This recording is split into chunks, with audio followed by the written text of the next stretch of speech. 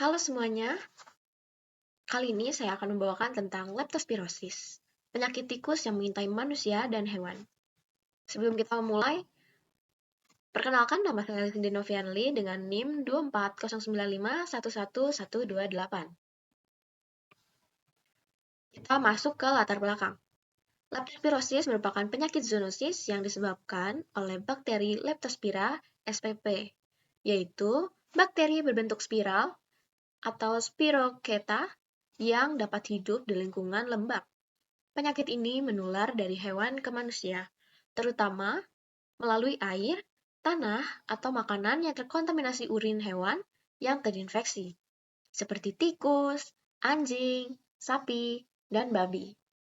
Di Indonesia sendiri, leptospirosis termasuk penyakit endemik yang sering meningkat pada musim hujan atau saat terjadi banjir. Kasus ini atau kasus leptospirosis masih sering tidak terdiagnosis karena gejalanya mirip dengan penyakit lain seperti demam berdarah atau influenza. Penyakit ini dapat menyebabkan gangguan ginjal, hati, hingga kematian terutama bila tidak ditangani dengan cepat. Lalu, kita masuk ke masalah yang disampaikan. Masalah utama yang diangkat dalam pembahasan ini adalah tingginya angka kejadian leptospirosis di masyarakat akibat kurangnya kesadaran dan pemahaman terhadap penyakit ini, serta buruknya pengelolaan lingkungan yang menjadi sumber penularan. Banyak masyarakat yang belum memahami bahwa leptospirosis ini dapat menular melalui air dan juga tanah yang terkontaminasi urin hewan, terutama tikus. Akibatnya, kebiasaan seperti bermain atau bekerja di air banjir tanpa perlindungan kaki masih sering dilakukan. Selain itu, masih banyak peternakan rakyat dan rumah tangga yang tidak memiliki sistem sanitasi dan pengelolaan limbah yang baik, sehingga memudahkan penyebaran bakteri. Di sisi lain, masih terbatasnya fasilitas laboratorium untuk mendeteksi leptospira menyebabkan diagnosis sering terlambat. Kurangnya edukasi dan sosialisasi juga membuat banyak orang tidak mengetahui pentingnya penggunaan alat pelindung diri atau APD saat bekerja di area beresiko. Semua faktor tersebut saling berkaitan dan menyebabkan penyakit ini sulit dikendalikan secara menyeluruh.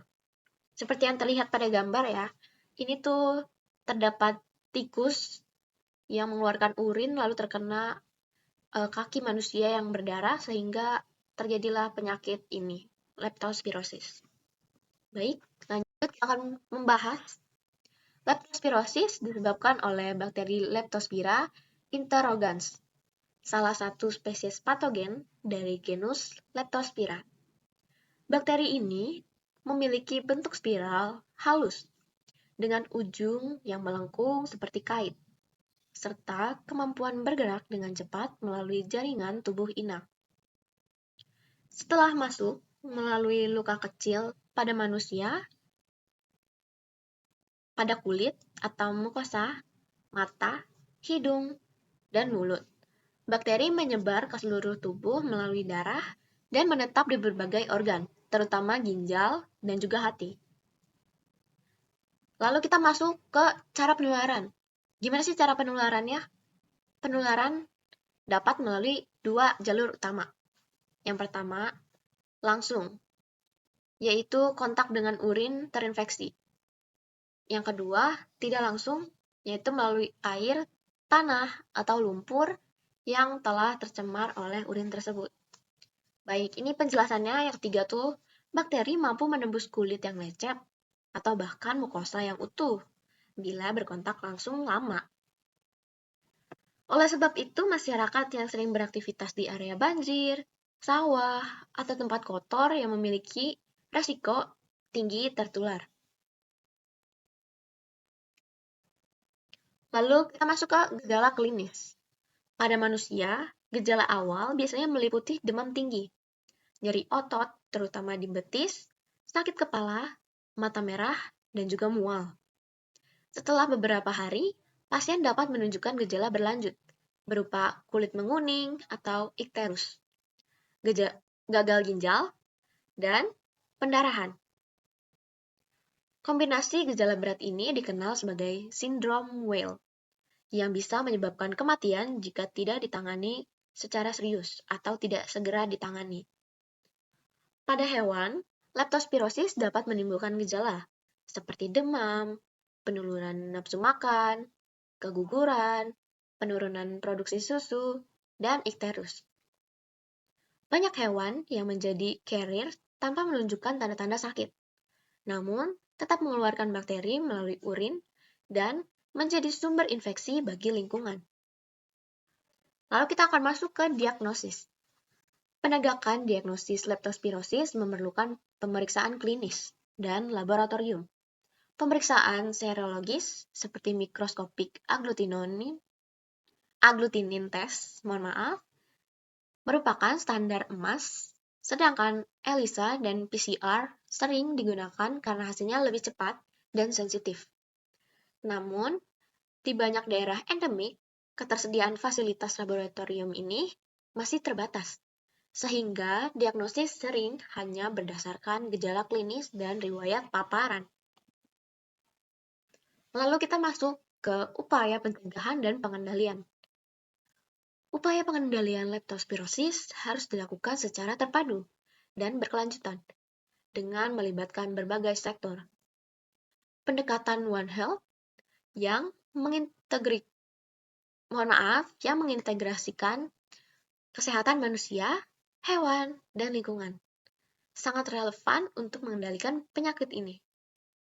Langkah-langkah yang dapat dilakukan antara lain, yang pertama, menjaga kebersihan lingkungan, menutup makanan dan minuman agar tidak terkontaminasi urin tikus.